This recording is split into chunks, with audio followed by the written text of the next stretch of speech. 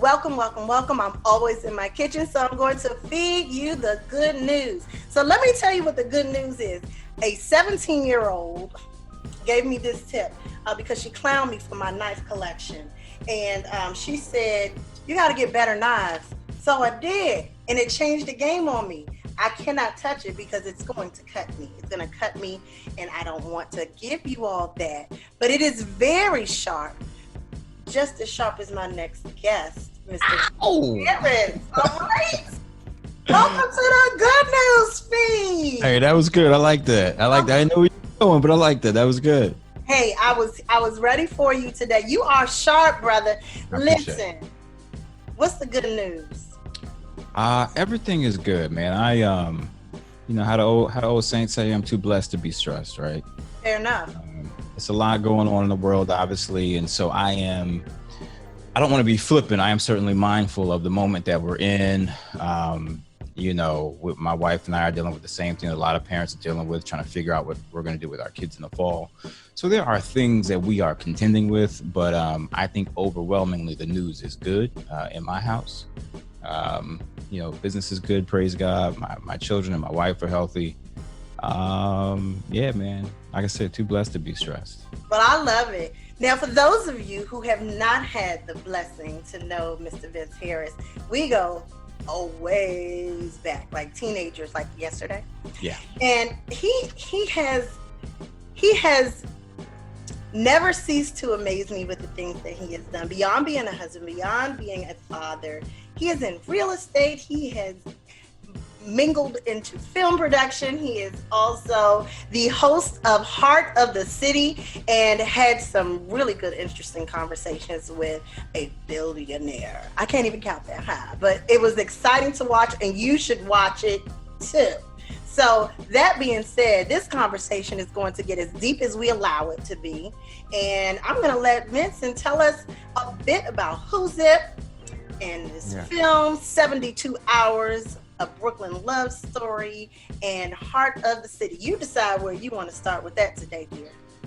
Well, it's interesting. Like, as I hear you say it, it sounds, on the one hand, I'm like, good Lord, I sound, like I can't focus on anything. But I think really what it sounds like is the mind of an entrepreneur, right? Because that is kind of how we're wired. And I'll say this quickly before I get into the actual story and those points that you just touched on, those projects that I have going on, is that if there are folks out there in the audience who feel, wow, why can't I do just one thing for some extended period of time? Why is my mind always spinning? Why do I hold 3 or 4 or a dozen thoughts in my head at once? It may be because you are an entrepreneur. And that is just the way your brain is wired. There is nothing wrong with you. Welcome that, embrace that, learn to channel that. But I think that's the one thing I would say just first, again, because as you hear those things, you hear real estate, you hear a podcast, you hear feature film production, you hear a software company. You're like, what does this guy do? So everything. I do a bunch of stuff, right? So anyway, it's sort of striking to hear it out loud. But I guess to tackle the big rocks in there. So background, again, you and I met many moons ago when we were teenagers. And again, we were teenagers just 5 or 6 years ago. Right, exactly. Right. So, okay. So, but no, seriously, so we grew up in DC and had the blessing to be on a show called Teen Summit, which was on BET back in the day, classic television show. And my path to that show was that I had been a kid actor. Mm-hmm. So I got the entertainment bug pretty early. Did a little bit of acting, commercials and things like that. Did the Teen Summit thing. But after college, I kind of figured out I don't really want to be an actor. I don't like this lifestyle. I don't like the lack of control. I love, the artistic side of it. I want to stay close to it, but I don't want to be an actor, right? I want to have a little bit more control. Right. So at some point I said, let me figure out the other side of this thing. And so I moved to LA a couple years after college, and I got into writing, and specifically I got into doing coverage. So I actually went and worked for an independent studio out there, and coverage, for those who don't know, was, when people have a script that they want to sell to a studio, they send it and the exec doesn't read it. Some plebe, some, intern. Some intern, some very, very low level person like me at that point anyway, reads those scripts. And if they're worth it, then they escalate up through the building. Right. And so, you give your opinion on the writer and on the piece.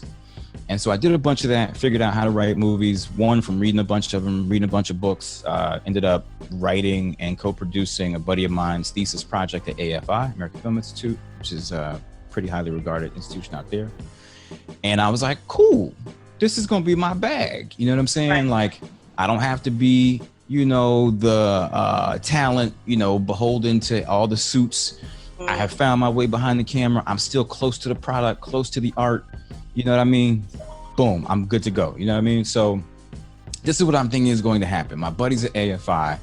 I'm going to go to UCLA. He and I are going to start a film company. I'm going to be kind of on the business quasi creative side. He's going to be on the production side. We're going to take over the world. Right? This is what I'm thinking.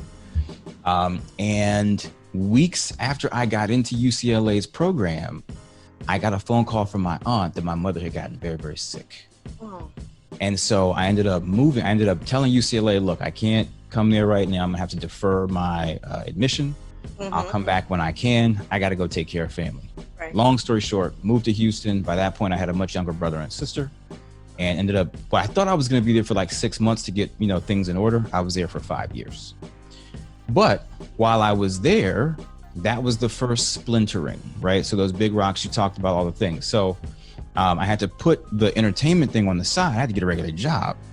And so I got into financial services. And so, became a financial advisor first for, families and what have you, and then got into what they call the institutional side of things, selling fixed income. But I liked it. It wasn't entertainment by any stretch, but I did like it. I did enjoy it. You didn't mind waking up for it? I didn't mind waking up for it. And you know what I really dug about it though, is that, and the reason to be honest, I went into it is because I needed something that gave me the flexibility to leave when I needed to take care of my mom, take her to appointments, pick up my brother and sister, this, that, and the other. And that's one of those jobs where, going back to movies, if you ever seen the Pursuit of Happiness, that Will Smith movie? Yeah. Right? So remember where he was like just dialing, trying to get people on the phone, trying to get their account? That's real. That's the life I lived. And you have certain numbers to hit. And if you don't hit them, you get fired. It's that cut and dry. But for me, but what it also said was just get it done. We don't care if you're here 8 hours a day. We don't care if you're here 12 hours a day. We don't care if you're here 2 hours a day. Get it done. Just get it done, right? That's what I needed, right? And again, I'm an entrepreneur, right? So I'm a self-starter. I don't need you behind me telling me what to do, right? So it checked a lot of boxes is the point. And so I did that for a few years, did pretty well, honestly, and met some really wonderful people there, found a mentor and all of that. But eventually I did figure out, like, this ain't my long-term thing. This ain't what I'm supposed to do. Right. This is cool. This is giving us some stability. I got some skills and some licenses, and this is great, but I want to get back on track, right? So after being there for about 5 years, I said, you know what? The way for me to sort of get back on track is I'm going to go back to school. I'm going to go get an MBA. And I'm going to figure out a way to do what I was going to do before at UCLA, right? Marry the business and the film side of things. So I ended up getting into UVA. I had gone there undergrad as well. I was about to say, shout out UVA. UVA. Listen, I'm a very proud who. Don't get it twisted. I'm a very, very proud who. I knew that when we were in college. I was like, oh yeah, he's down. Yeah, we go hard. Like that UVA mafia, we ride for ours. Yeah. Especially when I came through. And I mean, for us, I don't want to get off topic, but when I was there, UVA was like a black school within a PWI. Right? I can't claim to have what Hampton and Howard had. I'm not going to go that far, but I will say that a lot of my homeboys from Hampton and Howard came to UVA to party. I'm gonna leave it like that. Wasn't that far? And it wasn't that far, right? So anyway, I had gone there undergrad, loved it. Decided to go back there for grad school. By that time, I'm married. I got a little bitty baby. And I was like, all right, cool. I'm gonna get this thing back on track. And while I'm there, the summer between my first and second year, I went to Disney. I interned at Disney, and it was amazing. Like, best way to spend the summer. I worked in the studio a lot, worked directly with senior executives. It was amazing. Came back to UVA to go to my second year, and I did an internship, a project with Dave Matthews Company. I'm not sure if you're a Dave Matthews fan, but who Dave Matthews? Yeah, Dave Matthews, D&B band, right? Him and his whole empire is based out of Charlottesville, Virginia. And so I was working with the execs on that team, and I was like, so here, this is my second time thinking I got it all figured out. So here's what happened this time. I'm back there after going to Disney. I'm working for Dave Matthews. They say, look, Vince, we want to start an independent film fund. We want you to be the fund manager. And this fund is going to specifically create and finance African-American film content. Okay. I win. I did it. I found my way back, right? I was like, I did it. I found my way back. I was in Houston for 5 years in the wilderness. Came out of that. I'm here. I'm good to go. But here's the catch. This is 2008. Oh God, that was exactly. A time. Oh. But you know how this story goes. So that year. Sis, if you don't know. So for those of you who may not remember, 2008, 2009 was a pretty rough period in America. Made all the papers. A little bit of a financial issue going on. And so, yeah, man, so they had this like dream position laid out for me. And then all of that hit. They couldn't raise the money to close the fund. And so they said, well, Vince, we just don't have it. Hopefully, this doesn't seem like it's going to be that bad. It'll blow over. Right, exactly. So they said, well, go ahead, just get a regular gig. We'll keep in contact. And in a few months, when this all passes, we'll light everything back up. So I'm like, all right, cool. So I go to New York. I take a job in Manhattan in finance, back in finance, which I wasn't crazy about. But I was like, this thing should go, pretty smoothly, and I shouldn't be there very long. But then, a year turned into 2, and then 2 years turned into 3. You know what I'm saying? And so the Wall Street thing is, it's cool. Again, I don't ever want to seem ungrateful, because it was a blessing. It was an awesome experience to work in a big, financial services firm. It's a $60 billion fund. And we were putting money to work on behalf of a very large institution doing private equity. And for finance nerds, it was a cool gig, as those kinds of gigs go.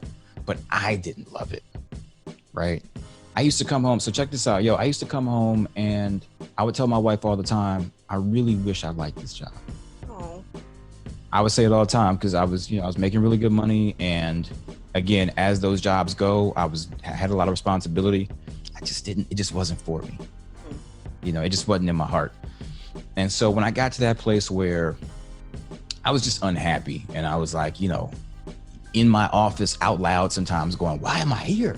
I was like, okay, it's time to go. It's time to go. Pack it up. Pack it up. Time to pack it up. So here's the next splinter in, again, of those big rocks that you talked about. And what happened was I said, look, I gotta go. I don't know what it's gonna be exactly. I had raised some money for some films along the way, which is a conversation for another day. But I felt like, listen, I can do this. You dig? I put a little something away. So I was like, I can sustain for a little while. And I said, what I'm also gonna do is I'm gonna pick up some real estate. I said, I'm gonna pick up some rentals, because I gotta have a little, some money coming in. I got a little savings, but I also want some money coming in while I figure out exactly what I'm gonna do, right? Now my wife is still working too. I want to be real clear about that. She was a G through this, like everything that you've heard me talk about. Like when my mom got sick, she was still my girlfriend at that point, yo. Oh, you knew she was a keeper. And she was like, I'm down to ride. I'll figure this thing out with you. She moved to Houston, and we did that thing together. That's a blessing. Yeah, if anything ever happened to me, she could have it all. My kidney, my heart, my everything. She could have it all.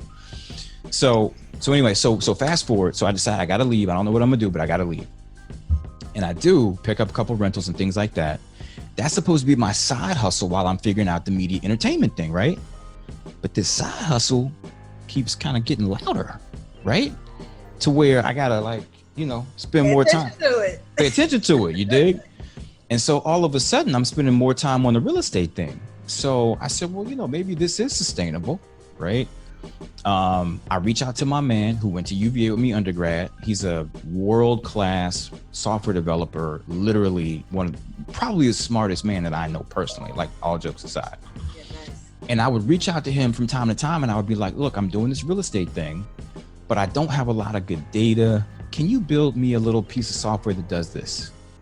Can you help me with this application? Can you help me scrape data here? Can you, right? Mm-hmm. Oh yeah, sure. Piece of cake, right? For him.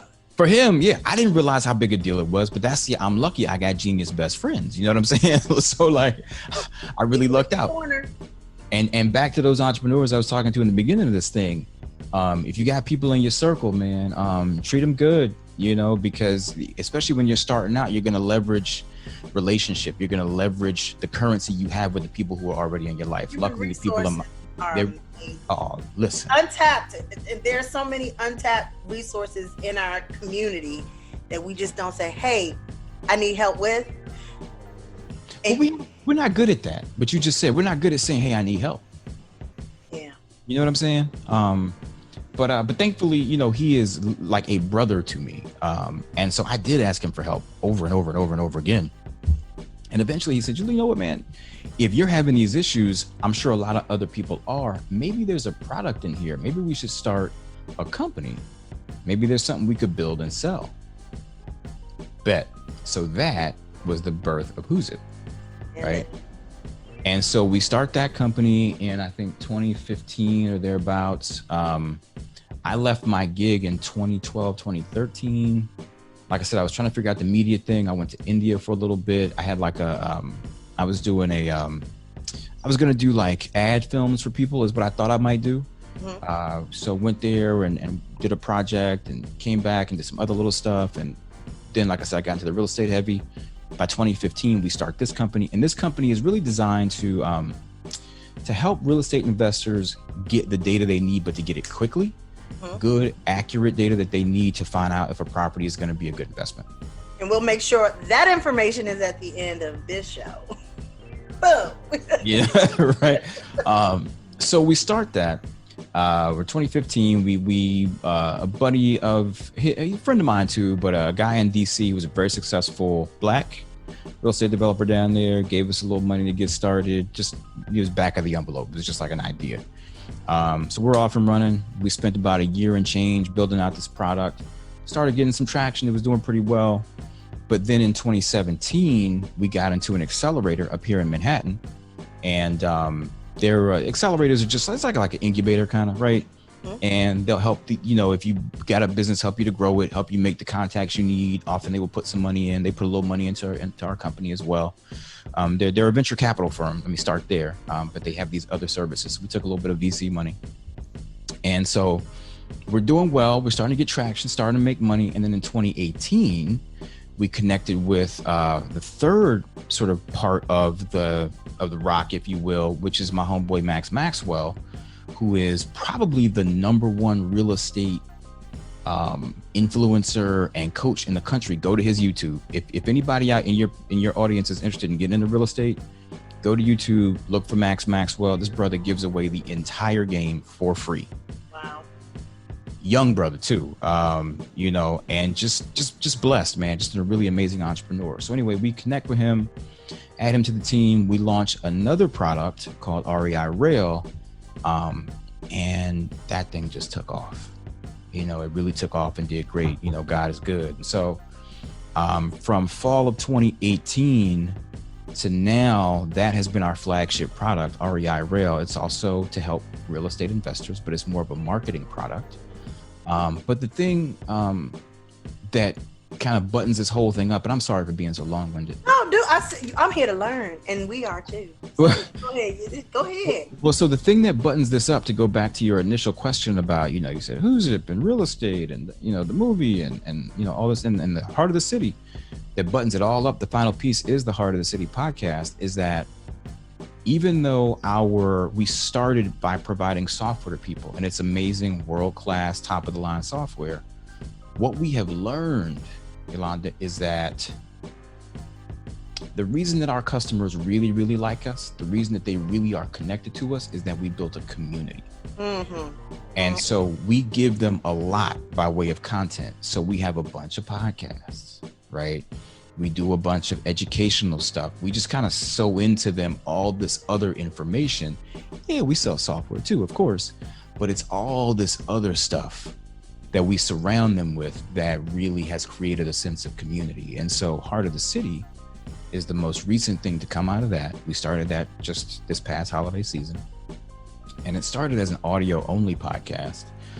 Like I'm a big NPR nerd, right? So like I love, TED Radio Hour and This American Life and, all those NPR shows, have really great sound design and that kind of thing. So we started that around the holidays, audio only, great, really high caliber production, sound design, etc. People loved it. And then COVID hit, right? So COVID hit February, March.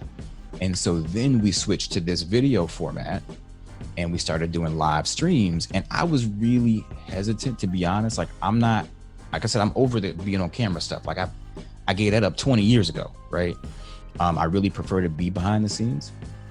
But because of COVID, I had to do something different and stay engaged.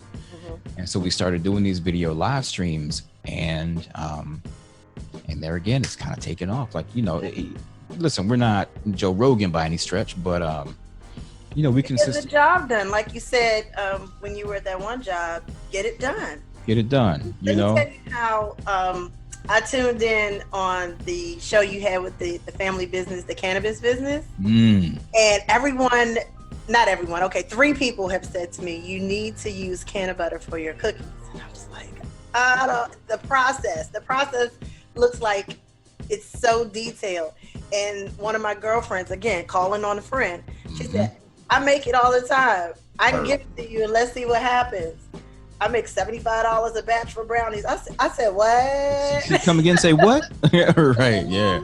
Oh, I can pay off a couple of things with that. Listen. So, it was shortly after listening to your show about that business and then some inequities in with regard to that business for African Americans in the tax. Yeah. I was heartbroken, but still enlightened at the same time. So I'm glad you had that platform to even educate me as a baker.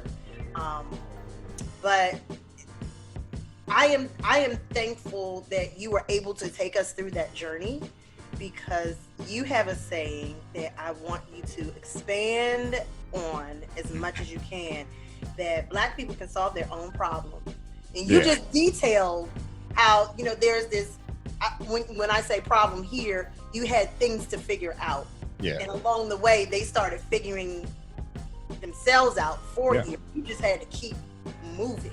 So tell us a little bit about that belief that you have. Black people can say their own problems, but just people in general, period. Yeah, I just feel really passionately about that. You know what I'm saying? I think that I'm trying to give you the short version. So let me say it this way. The show specifically is about highlighting Black entrepreneurs. Many of them are in real estate for obvious reasons, but not all. Like you said, we just had a family that's in the cannabis business. That's actually my 3rd show on cannabis, by the way. For the record, I see the cannabis business and the regulation around it as a civil rights issue. If you're not hip to what's going on in the cannabis business, get hip to it. It's recreational, it's legal in several states. I think it's 12 or maybe it's more than that states at this point. Black folks are being shut out of that business like they have done us so many times before. We are incarcerated for marijuana possession and usage at 4 times the rate of whites, despite the same usage pattern. And we are less than 5% of the ownership entities in those cannabis businesses. The family that you're talking about that came on, they actually grow it. They grow the plant out the ground. There are less than 1% of the farmers, the growers, are Black. So incarcerating us at 400% the rate, we have less than 5% of the ownership in this new burgeoning business. Legal cannabis did $10 billion last year. And I don't want to sound conspiratorial, but they trying to keep us out of that business and the wealth creation that's going to come from it. So anyway, that's my soapbox on the cannabis business. Look it up. get hip, watch my show. We'll get you Education is everything. Right. So that's that. Anyway, but the show is about showing people who have figured it out, to your point. People who have overcome, and not just overcome, but have done it at a very high level. Mm-hmm. And so I just feel like I want to remind us that has always been the way we move. You dig? Yeah. You want to talk about a group of people who can figure it out? Yeah. It's us. Yeah. You dig? with little to no resources, with the deck stacked against you, and somebody on your back at the same time. So this notion that we can't figure out our own problems is ridiculous. It's absolutely ridiculous. And so I am trying in a very small way to show examples of people who have overcome, and again, not just overcome to survive, but are doing it at a very, very high level. Black excellence. That's what I display on my show. Yeah. And I stand with you on that, especially in education. The majority of my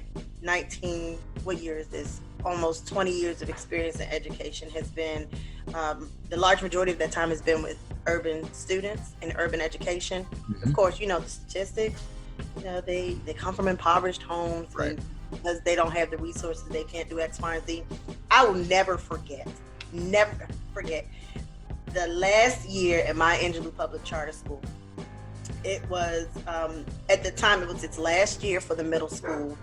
And the school had a population of students who generally performed low, but rose years. And unfortunately, the charter board closed the school because the year that we made those marks, they said it wasn't enough to keep them open. Oh, devastated, because you had a staff where you had a lot of powerful Black males in the building. So that made an impact on the Black male students. We had positive Black women in there who could model behaviors for our young Black girls.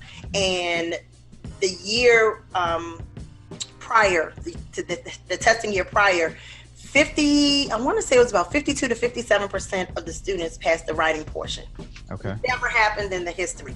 It just so happened to be my students. I was only there for 1 year. I don't brag on that to say that I did. I give it up to God and the people who were surrounding me in that community to push me through. Now, here was the issue. Because those numbers were so high, then lawyers came in to make sure there was no cheating. Come on, man. I wasn't even with the children. I was not even with the children. That was the 7th grade class, and I was testing 8th grade students. And Vincent, it was the most eye-opening moment of my life. I was the only person in the room, and 2 lawyers. They were just trying to so your name is Yolonda Body, right? And you teach English. That was the first time they asked me. So then they came back again. And you teach mathematics, right? I felt like I was in Minister Society. Like, you're not. Right. So you bought the bottle of beer. Right. The numbers are the numbers. Yeah. The zip code has nothing to do on their level of intelligence. That's the right. fact that they had the will, and we gave them the skill, and they put pen to paper, and they were able to do it. That's what we need to do as the leaders of the community, to continue to pour in, and so that we can continue reaping that harvest for our community to rebuild itself. Not that I don't want to say we're completely broken. Everything that's in us just needs to be put back together so we can keep moving forward. And I hear that so many times in education that these kids can't. I'm like, well, if they could, then they wouldn't need us. So that's right. Let's do our job. Right. Yeah. So financially, it seems that with Who's It and your other endeavors, the accumulation of wealth that continues to be cyclical seems to be the. Yeah. So this is, like I said to you before, I don't want to. I use the term with you, if to the extent that I have a ministry, this is it, right? Financial literacy and wealth education and what have you. And I want to make sure that your audience understands I'm not being flip when I say that. I come from a long line of ministers. My mom was a minister. My grandfather was a pastor. So I'm not saying that in no slick kind of offhand way. But that proper ministry is not my calling. but what I do think that I can do, and I may be called to do, is to sow this way. Right. Because I feel like, listen, you can't have equality without equity, right? And this notion of us, this country coming together to give us rights and to fix the institutional bulwarks that are in place without us having the power to demand it, and that power coming from wealth, like the fact that the notion that would happen without us having the wealth to be able to demand things to happen is a joke. It's laughable. It's just not how it works. That's not how this country works. That's not how this system works. So we have to build wealth. A couple of quick things for your audience. So if you have, people have begun to throw this stat around a lot. I want to unpack it just a little bit more. Average household wealth in this country for a white family is about $170,000. Average household wealth for a black family is $17,000, 1/10. And the biggest reason for that is that, in addition to slavery and Jim Crow and all that, but is that, starting in the early part of the 20th century, black folk got literally cut out of the biggest generator of wealth there is, which is real estate, which is also why I'm passionate about real estate. And so you've got basically a century where black folk could not gain real estate, could not own anything. Meanwhile, white families owned an asset that was growing in value. And it's compounding. So you can't even get in. You can't even get off the ground level.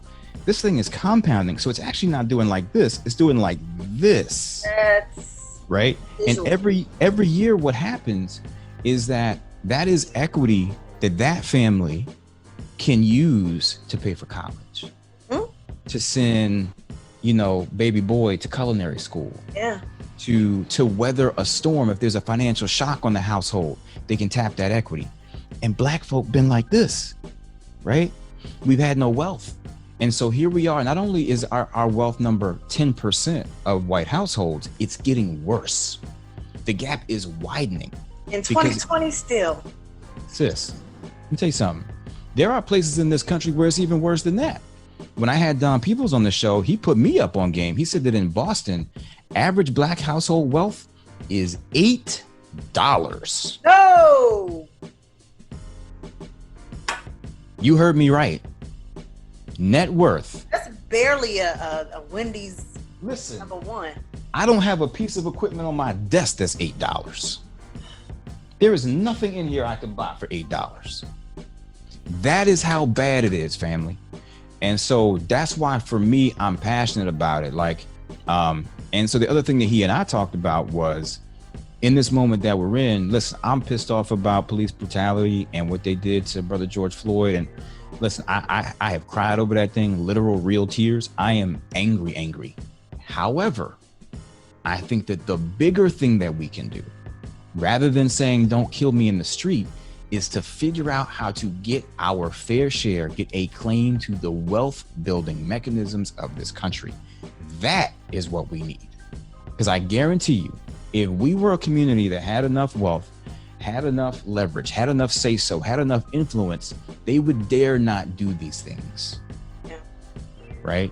And so I just want to get upstream. So what happened to brother Floyd is horrible, disgusting. But that is downstream from a whole bunch of other stuff, right? Us not having power, which largely in this country is tied to wealth. Yeah. So do you have like a quick nugget that you could give to someone who's like, I don't have it. Like, I'm living paycheck to paycheck. I don't have enough money to invest in this. I'm just barely making it, man. Like, how do I get through? Yeah, I would say first off, so on our IG every day, we put out nuggets about, money management and wealth building. And it could be something really practical, tactical, like, some savings technique. It could be a quote from one of our guests on the show. So check us out there. HOC_podcast is our Instagram handle. HOC_podcast. Check out the show. We go on Facebook Watch. We're also on Apple iTunes and Google and Spotify and all that stuff. We have lots of guests that give very practical, tactical things that you can do. If I had a nugget, I would steal one. Excuse me. From one of our guests. You should go listen to this show too, Donahue Baker. We had a Donahue Baker on 3 or 4 weeks ago. This is a brother who is a real estate developer. He was in the entertainment business right around the time that digital started messing that whole thing up. Figured out he had to do something different. Got his CPA license and started peeping game of how these families, mostly white families, were amassing, saving, and growing wealth, and decided he was going to create a curriculum to teach us. Nice. And that's what he did. So he has a whole curriculum to show Black folk how to build wealth, generational wealth. A. Donahue Baker. I think his website is DonahueBaker.com. I'm not sure, but he's got a service called Money Ave, like Avenue, moneyave.com. Go there, check him out, get his book. So he got tons of nuggets. I don't want to give you one flippant. I'm gonna give you I want to give you steak, right? Not a snack. So go there, check him out. I bring on people that are gonna not just inspire you. Like I talked on his show, I said to the audience, I said, the reason I'm so excited about this show is most of them are about inspiration. This one's about instruction. Go check out our show. That is what we do. We do as much instruction as we do inspiration. So anyway, I hope that's helpful. Yeah, I think one of the misconceptions is that you have to have a lot of money to save. Not true. I learned my second year out of college that I was reluctant at first to put into my retirement account. Mm-hmm. And then I was like, a little bit can go a long way. Listen. And then there was this other account. I knew that at that time that I like to travel a lot. So every paycheck, I put away $70. I was going to eat it anyway. I was going to eat it over a weekend. Right. Every 2 weeks, I would put away $70. And when it was time for me to travel, I would have that money there. Mm-hmm. And so as I'm raising my supervisor, my 4-year-old, for those of you who don't know, I call him my supervisor. Last year, I said, he's 3 now. College is going to be here before we know it. And I have to figure this thing out. I had already researched when he was first born, it was going to cost $150,000 for a basic education. Mm-hmm. In my mind, I was like, I ain't got it, but I'm going to figure out how to. Mm-hmm. And so after I sat on the idea, last summer, this is what I did. And this is a nugget I want to share with anybody who cares. If you have a toddler and you don't have $150,000, I cut the entire summer out for travel. I figured out that every time I go somewhere, it was going to cost me $300. Mm-hmm. And I was going to spend it. That's right. So instead, I put that $300 away. Yeah. Oh, I want to go to New York. It's going to be $300. Put that $300 away. I want to go to North Carolina. It's going to cost me $300. I'm going to put it away. And so when a rainy season came, mm-hmm. it would be there. And or I just tossed it into my son's account. But then I found out about the Maryland 529. I started calling some folks, like you said. And she said, I can find another way for you to do this where you don't have to pay any fees. Boom. You know what she said? It's $300 a month. Hey, look at that. Well, all right. You had already trained that muscle. Already. And I was like, that I can do. And the yield, by the time my son gets out of college, she said, here's the game. Let it continue to accrue. Take out a loan while he's there. When he graduates, the money that you accrue, pay it there. You never have to spend an extra dime. And it's like, it's going to generate more money while he's in school because it's already in the 6 figures. Mm-hmm. And I'm like, man, that's information I want to share with people. Yeah. And I think the more we share with people about that, those big elephants turn into really small chunks. That's right. But if I was going to travel anyway, I could sacrifice a few trips for a future gain. Absolutely. And for us, it might not be $300 for somebody. It might be that $70. It might be that $8. Hey, listen, you never know. Every little bit helps. I mean, the power of compound interest is, so I do some financial lit stuff with students, in front of the classroom, high school. Also, I've done like some middle school stuff too. And that's the one that blows people's mind the most, just the power of compound interest. Albert Einstein said it was like one of the wonders of the universe, there's the one that we always do is like, would you rather have $1 million or I can give you a penny today and I'll give you 2 pennies tomorrow and I'll keep doubling it for a month? But you have $1 million right now. What would you choose, right? Choose that penny. You know what's good for you. You choose that penny. Yeah, you end up with $10 million, 10 million plus bucks. And so this compounding thing, we just gotta, like you said, we gotta retrain. We gotta just get some new muscle memory in our community about how we handle money and how we handle assets, how we think about money, how we think about what we want to spend our money on, and leverage these things, man. It's out there for us. So good on you, man, for flexing that muscle. That's dope. I try to do the best I can because I'm real sensitive. As my girlfriend Kenyatta Cook says, I'm sensitive about my coins. And so like the things that I like, I really like Converse shoes, but I refuse to pay full price for them. I promise you, I refuse to pay full price. And if you go on my Facebook page, you'll see I got really excited because like it's I call it Akakik blue because those are my school's colors. I've been waiting for a year for those shoes to go on sale. I would not buy them until they went on sale. And they finally dropped the price by $13. And I know it sounds simple, but that's my $13. And I knew they were gonna go on sale. And I would have been angry had I bought them at full price and saw them on sale. Yeah. And, you know, just like you said, the habits that we have, if we can rethink our habits for those things that we want, if I look at something 3 times and I still want it on a third, then I'll buy it.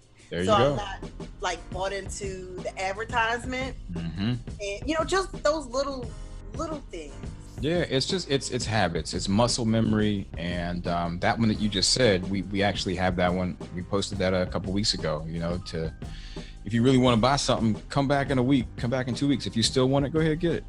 You know, because the one thing I will say too, I'm not talking about living a miserable, austere lifestyle. I'm just saying reprioritizing some things. And so like my dad used to say, all things in moderation, including moderation. Right? So it's okay to wild out sometimes. You know what I mean? We're not trying to, you know, have you be miserable and not have nothing nice. That's not what I'm preaching here. I'm just saying, let's be mindful. And I think we can do that. I am so glad to have had you here. Yeah, it's great. And like as you mentioned before, we are Team Summit posse friends. Yeah. We have grown up to be parents, entrepreneurs, all of that, husband, wife, like, and we're still, you know, managing this thing we call life. So I want to, as I do with every guest, kind of sum up what our discussion was. And one of the things that's the biggest nugget that no matter, this is what if I'm wrong, let me know, but this is what I got. No matter the path, if you take several detours, you're always going to come back to where you need to be. Yeah. And don't get frustrated in the process. It's okay. So here's another one that I got. It's okay to yell out, "Why am I here?" Then pack up and take. Absolutely. Absolutely. You know, and it just ended up working out for you. And last but not least, it doesn't take a whole lot. I think we agree. It doesn't take a whole lot to do more. Compounded interest is a magical. It's like a unicorn. It's like, wow, that really happened. Like it's legit like magic. Yeah, it is. It is. You look up, just little. I promise you, folks, little teeny pieces become big pieces. Absolutely. They do. So with that said, I give you an opportunity to say some last words to the folks. Yeah, I mean, for me, you know, the shameless plug would be if you're interested in real estate, check us out. Like I said, you know, my man Max Maxwell is a fantastic resource to learn different aspects of the real estate investing game. When it comes to tools to get really good at it and get efficient at it, we make the best in the business. So you could check out REIRAIL.com or REIskip.com, which is the best place to get information about homeowners and properties. Those are a pair of companies that we own. And then, you know, for information about Black entrepreneurs, to get some inspiration as well as some instruction, check out our podcast, Heart of the City. And yes, that's my plug. But the much bigger thing than plugs is I just hope people will, you know, take us up on this. I hope they will take us at our word. I mean, people have been watching you. They know your heart. And I hope that they will continue to trust you enough to take you up on what you have just advised, which is it don't take a whole lot. You know, it's more about consistency than anything. But prioritize this stuff. Wealth matters. I wore a t-shirt on one of my shows. I might start selling these joints called Black Wealth Matters. I believe that in my soul. Yeah. I believe it in my soul, right? We can, it's okay for us to want more than to not be shot dead in the street. Yeah. Right. That is. We can walk and chew gum at the same time. Listen, we can walk and chew gum at the same time. So get hip to these issues, make it part of your regular diet of information that you consume, and then just develop some new habits, you know, and it'll pay dividends, literal and figurative. Well, I like that. Listen, thank you so much for joining me. Thank you. This is dope. Thank you for inviting me. Yeah. Look, anytime. I'm going to ask you to come back at some point. So stay tuned. That's what's up. Thank you for joining the Good News Feed. I'm always in my kitchen, so I'm going to feed you the good news. So remember, get a sharp knife so you can cut little pieces off at the same time to have a really good meal. And be as sharp as Vince Harris. Thank you all so much, and we'll see you next time. Tell a friend. Share this. Thanks. Peace.